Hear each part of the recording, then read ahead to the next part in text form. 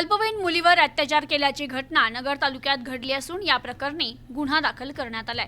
अहिल्यानगर तालुक्यातील एका गावात अल्पवयीन शाळकरी मुलीवर वेळोवेळी अत्याचार झाल्यानं ती गर्भवती राहिल्याची घटना उघडकीस आली आहे। या प्रकरणी पीडित अल्पवयीन मुलीनं दिलेल्या फिर्यादीवरून MIDC पोलीस ठाण्यात गुन्हा दाखल झालाय।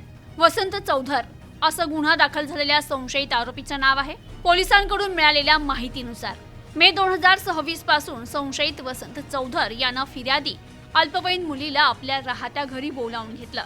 तिनं नकार दिला असता वसंत यानं तिला जीवे मारण्याची धमकी दिली। तिचं तोंड दाबून तिच्या इच्छेविरुद्ध वेळोवेळी तिच्यावर अत्याचार केला। काही दिवसांनंतर पीडित मुलीचं पोट दुखू लागल्यानं नातेवाईकांनी तिला उपचारासाठी MIDC येथील खासगी रुग्णालयात दाखल केलं। तेथील महिला वैद्यकीय अधिकाऱ्यांनी तपासणी केली असता ती मुलगी गरोदर असल्याचं समोर आलं। त्यानंतर तात्काळ पोलिसांना माहिती देण्यात आली। घटनेची माहिती मिळताच उपविभागीय पोलीस अधिकारी शिरीष वमणे, सहाय्यक पोलीस निरीक्षक हेमंत थोरात आणि पोलीस उपनिरीक्षक मनोज मोंढे यांनी घटना ठिकाणी भेट देत पाहणी केली।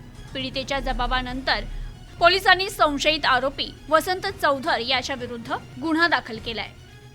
प्रतिनिधी शफी सय्यद, न्यूज टुडे 24, अहिल्यानगर।